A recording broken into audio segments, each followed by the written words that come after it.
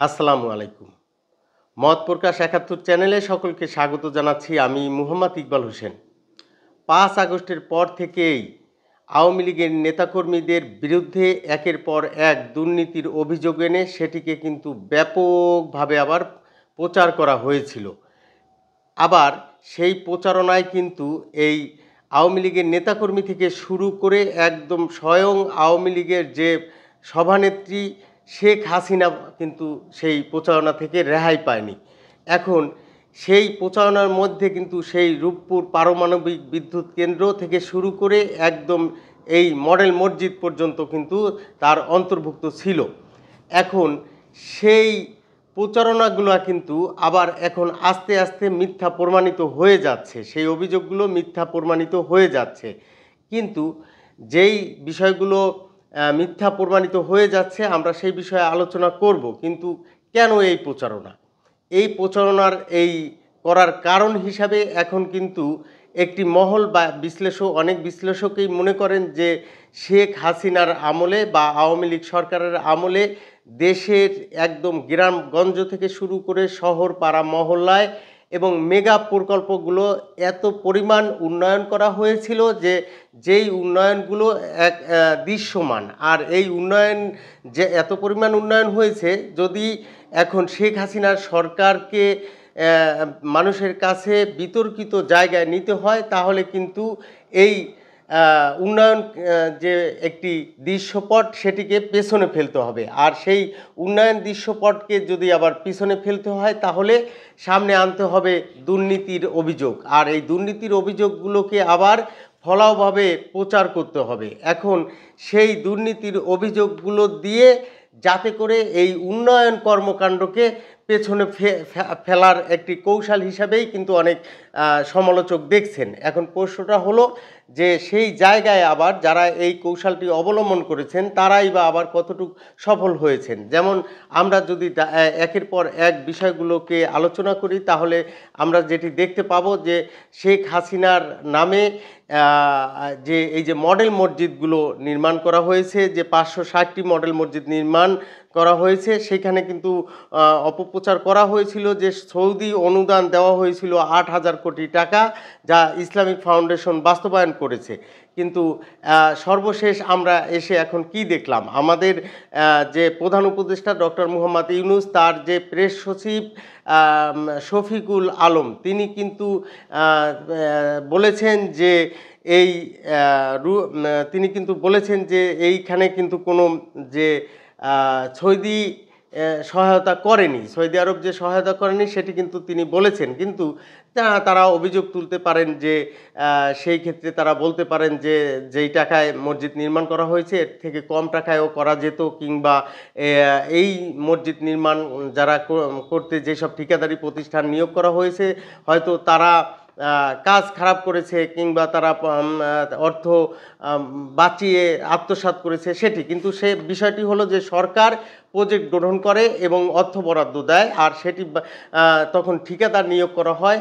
যদি অনিয়ম দুর্নীতি হয়েও থাকে সেটি তো ঠিকাদারের সাথে, আর সেই ক্ষেত্রে কিন্তু ওই ঠিকাদারের যে বিল সেটি কিন্তু সরকার আটকে দিতে পারে। আবার ওই ঠিকাদারের যে জামানত রয়েছে, সে কাজ করার আগে যে জামানত দিতে হয় সেটিও কিন্তু সরকার ইচ্ছা করলে আটকে দিতে পারে, যদি অনিয়ম দুর্নীতির অভিযোগ থাকে সেটি তদন্ত করার আগ পর্যন্ত বা সেটি প্রমাণিত না হওয়ার আগ পর্যন্তও কিন্তু আটকে দিতে পারে। কিন্তু সেই জায়গায় যে এই সরকার দুর্নীতি করেছে কিংবা সৌদি আরব টাকা দিয়েছে, এই যে প্রচারণাটা ছিল সেটি কিন্তু এখন যে মিথ্যে হয়ে গেছে সেটি কিন্তু এখন প্রতীয়মান হয়েছে। এরপরে আমরা যেটি দেখেছিলাম যে এই 5 আগস্টের পরেই যেই বিষয়টি সামনে এসেছিল সেটি হলো যে রূপপুর পারমাণবিক বিদ্যুৎ কেন্দ্র থেকে $500 কোটি বা 59,000 কোটি টাকা আত্মসাৎ করা হয়েছে, এবং সেটি করা হয়েছে শেখ হাসিনা সেটি আত্মসাৎ করেছে। এমনটি কিন্তু মার্কেটে ব্যাপকভাবে সামাজিক যোগাযোগ মাধ্যম থেকে শুরু করে মাঠে মানুষের মুখে মুখে ছড়িয়ে দেওয়া হয়েছিল। কিন্তু সর্বশেষ আমরা যেটি দেখেছি যে এই যে প্রচারণাটা ছিল সেটি কিন্তু এই উন্নয়নমূলক কর্মকাণ্ডকেই পিছনে ফেলার যে প্রচেষ্টা ছিল সেটি কিন্তু প্রমাণ হয়ে গিয়েছে। কারণ এই রূপপুর পারমাণবিক বিদ্যুৎ কেন্দ্র প্রকল্পে কোনো দুর্নীতি হয়নি বলে দাবি করেছে রাশিয়ার রাষ্ট্রীয় পরমাণু শক্তি কর্পোরেশন। তারা কিন্তু যে কোনো দুর্নীতি হয়নি সেটি বলে দিয়েছে, অর্থাৎ অর্থ দিয়েছে, তারা কাজ করাচ্ছে তারা তাদের টেকনোলজি দিয়ে। সেইখানে যে অর্থ যে নিবে শেখ হাসিনা তেমন যে কোনো পন্থাই ছিল না, সেটি কিন্তু তারা পরিষ্কার করে দিয়েছে এবং সেটি কিন্তু এখন সাধারণ মানুষের কাছেও কিন্তু সেটি এখন পরিষ্কার হয়ে গিয়েছে। এখন প্রশ্নটা হলো যে এই শেখ হাসিনা বা আওয়ামী লীগ সরকারের বিরুদ্ধে যেই সব অনিয়ম দুর্নীতির অভিযোগগুলো আনা হয়েছে এবং লুটপাটের অভিযোগগুলো আনা হয়েছে, হয়তো সেইগুলো আস্তে আস্তে যেইভাবে এই মসজিদের বিষয় নিয়ে, তারপরে এই রূপপুর পারমাণবিক বিদ্যুৎ কেন্দ্র নিয়ে যেইভাবে পরিষ্কার হয়ে যাচ্ছে, হয়তো বাকিগুলোও পরিষ্কার হয়ে যাবে। কিন্তু প্রশ্নটা হলো যে এই 5 আগস্টের পরে যারা সরকারের রয়েছে এবং যেই বৈষম্য বিরোধী ছাত্র আন্দোলনের কথা আমরা বলেছি, শুনেছি, এই এখন কিন্তু তাদের বিরুদ্ধেও এই অনিয়ম দুর্নীতির এবং ব্যাপক দুর্নীতির অভিযোগ উঠে আসছে। এবং কি এই যে সর্বশেষ ছাত্রদের যে দল জাতীয় নাগরিক পার্টি, সে ওই জাতীয় নাগরিক পার্টির নেতাদের বিরুদ্ধেও কিন্তু এই দুর্নীতির অভিযোগগুলো চলে আসছে। এখন সেইগুলো কিন্তু আবার যতদিন পর্যন্ত এই তদন্ত না হয় কিংবা তদন্ত শেষে কি বের হয় সেটি আমরা যদি না দেখা পর্যন্ত কিন্তু আমরা সেই বিষয়ে যে দুর্নীতির অভিযোগ রয়েছে সেটি কিন্তু আমরা বলতে পারি। তাহলে আমরা যেটি দেখেছি যে জুলাই গণ অভ্যুত্থানের নেতৃত্ব দেওয়ার বটিকা বিক্রি করে এই গাজী সালাউদ্দিন তানভীর আহমেদ যাকে বলা হয়, তিনি প্রচুর অর্থ হাতিয়ে নিয়েছেন। তিনি ছাত্রদের দল জাতীয় নাগরিক পার্টির যুগ্ম সদস্য সচিব, তিনি নব্য দরবেশ হিসেবেও পরিচিত।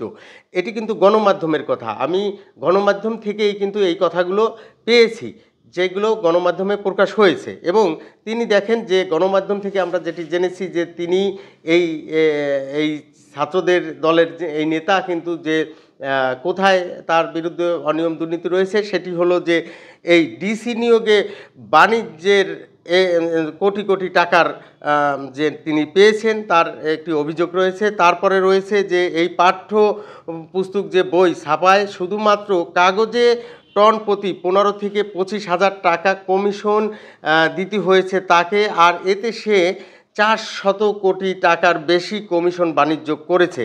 ছাত্ররা তিনি যে এটি করেছেন এই বিষয়টি কিন্তু গণমাধ্যমে উঠে এসেছে। এখন এই বিষয়ে যদি মামলা করা হয় দুদকে, তাহলেই কিন্তু আবার বিষয়টি প্রমাণিত হওয়ার পথে থাকবে। কিন্তু এখনও কি এই সরকারের পক্ষ থেকে কোনো মামলা হয়েছে? অর্থাৎ এরপরে আমরা যদি আসি, এই যে ছাত্ররা যে দল গঠন করেছে তারা টাকা পেল কোথায়, এমন কথা কিন্তু রাজনৈতিক অঙ্গন থেকে উঠেছিল।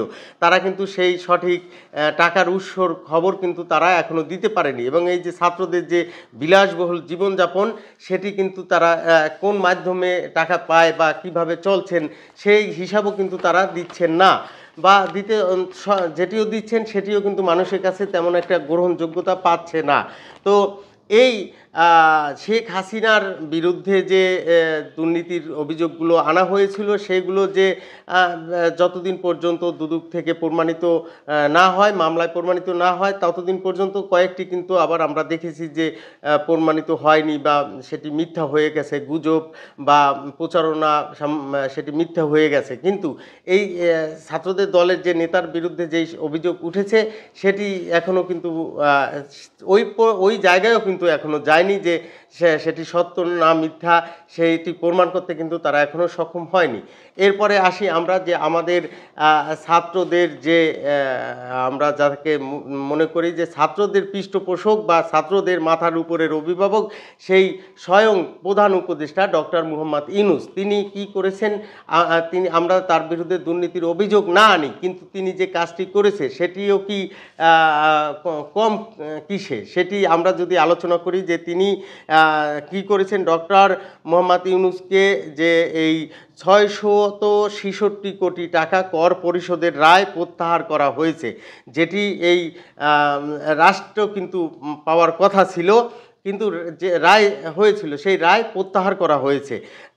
তার প্রতিষ্ঠিত গ্রামীণ কল্যাণ প্রতিষ্ঠানের ওপরে দেওয়া রায় প্রত্যাহার করা হয়। এরপরে আসেন আমরা, এইখানে তো গেল এই ৬৬৬ কোটি টাকা। এরপরে আমরা যেটি দেখেছি যে ডক্টর মোহাম্মদ ইউনূস প্রতিষ্ঠিত গ্রামীণ ব্যাংক আয়কর মুক্ত সুবিধা ফিরে পেয়েছে।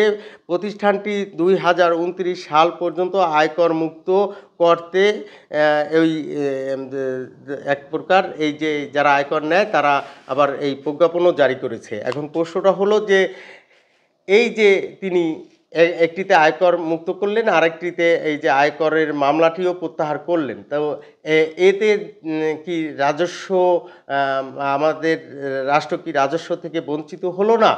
এই তো এখানেই শেষ নয়। আবার দেখেন যে আমরা কি দেখেছি, এই প্রধান উপদেষ্টা বলে তার প্রতিষ্ঠিত গ্রামীণ ব্যাংকের আয়কর মুক্ত হবে, আর আমাদের দেশে যারা ছোট ছোট শিল্প প্রতিষ্ঠান করে জীবন জীবিকা নির্বাহ করে, লক্ষ লক্ষ বেকারদের যেখানে কর্মসংস্থান করা হয়, সেই জায়গায় দেখেন যে অর্থ বছরের মাঝামাঝি সময়ে সেইখানে কিন্তু কর বৃদ্ধি করে তাদেরকে কিন্তু এক প্রকার বেকায়দায় ফেলে দিয়েছে। তারা কিন্তু কারখানা বন্ধ করে দেওয়ার মতো উপকরণ হয়েছে। আমরা দেখেছি যে তারা রাজপথেও এই প্রত্যাহার, এই বর্ধিত কর প্রত্যাহারের জন্য তারা আন্দোলনও নেমেছে। এখন আমার যে যুক্তিটি সেটি হলো যে আমরা দুইটি বিষয় এখানে কিন্তু পরিলক্ষিত হয়েছে। একটি হলো যে শেখ হাসিনা 16 বছরে তার সরকারের বিরুদ্ধে অনিয়ম দুর্নীতির অভিযোগ থাকতে পারে, এবং সেটি যে হয়নি সেটিও আমরা বলবো না, কোনো নেতা বা কেউ জড়িতও থাকতে পারে। কিন্তু প্রশ্নটা হলো যে ঢালাওভাবে যেই প্রকল্পের কথাই বলেন, সেই প্রকল্পেই যে ঢালাওভাবে একদম যে অনিয়ম দুর্নীতি হয়েছে বলে যে প্রচারণা চালানো হয়েছিল, সেটি মূলত যে এই শেখ হাসিনার যে এই যে মেগা প্রকল্প এবং ব্যাপক যে উন্নয়ন, একদম গ্রামগঞ্জ থেকে শহর পর্যন্ত যে দৃশ্যমান উন্নয়ন, সেইগুলোকে রাস্তাঘাট ব্রিজ কালভার্ট থেকে শুরু করে সেইগুলোকে আসলে পেছনে ফেলার একটি অপপ্রয়াস মনে করছেন কিন্তু এই আওয়ামী লীগের নেতৃবৃন্দ থেকে শুরু করে অনেক বিশ্লেষকও কিন্তু সেটিকে মনে করছেন যে ওই বিষয়টিকে, উন্নয়নের বিষয়টিকে পেছনে ফেলতে মূলত এই ঢালাওভাবে এই অনিয়ম দুর্নীতির কথা বলা হয়েছে। কিন্তু এখন অনিয়ম দুর্নীতি যারা করেছে ধরেও যদি তর্কের খাতিরে ধরেও নেওয়া হয়, তাহলে যারা এখন আসলো তাদেরকে এই এক প্রকার যাদের ক্ষমতা থেকে ক্ষমতাচ্যুতি করালো, তারা হয়তো যে নতুন বাংলাদেশের স্বপ্ন আমাদেরকে দেখিয়েছে এবং নতুন বাংলাদেশ গড়বে, যেই বাংলাদেশে কোনো অনিয়ম দুর্নীতির কোনো স্থান হবে না। কিন্তু আমরা এই মাত্র এই 7 থেকে 8 মাসের ভেতরেই যে এখন যে অনিয়ম দুর্নীতির যে চিত্রগুলো আমরা দেখতে পাচ্ছি, এই যে আমরা যে বিষয়টি আমরা শুরুতেই আলোচনা করেছি, যেটি আমরা গণমাধ্যম থেকে পেয়েছি, সেই বর্তমান নব্য দরবেশ হিসাবে যাকে ধরা হচ্ছে, সেই গাজী সালাউদ্দিন তানভীর ওরফে এই তানভীর আহমেদের মতো যারা রয়েছে, তাদেরকে কি সরকার সামনে আনতে কি পেরেছে? কিংবা এই যে ছাত্রদের যে টাকার উৎস সেটি বা কোথায়? কিংবা আমরা যেটি দেখেছি যে এই ছাত্রদের, বৈষম্য বিরোধী ছাত্রদের অনেকেই কিন্তু যে চাঁদাবাজিতেও যে জড়িয়ে গিয়েছে সেটিও কিন্তু আমরা দেখেছি। তাহলে যেই নতুন বাংলাদেশের স্বপ্ন তারা আমাদেরকে দেখিয়েছিল, সেইখানে আবার দেখেছি আমরা যে এই বৈষম্য বিরোধী ছাত্র আন্দোলনের বা জাতীয় নাগরিক কমিটি করেছিল তারা, তাদের ভিতরেও কিন্তু আমরা অনেক মারামারি হানাহানি দেখেছি। তাহলে যেই নতুন বাংলাদেশের স্বপ্ন তারা আমাদেরকে দেখিয়ে যেই জায়গাটি সৃষ্টি করার একটি প্রত্যয় ব্যক্ত করেছিলেন, সেই জায়গাটি আসলে কোথায়? সেটি কি আসলেই মরীচিকা, নাকি সেটির দেখা এই বাংলাদেশের নাগরিকরা পাবে, বাংলাদেশের মানুষ সেটি দেখতে পাবে, একটি এই দুর্নীতিমুক্ত সমাজ দেখতে পাবে? এমনটি কি সম্ভব নাকি সম্ভব নয়?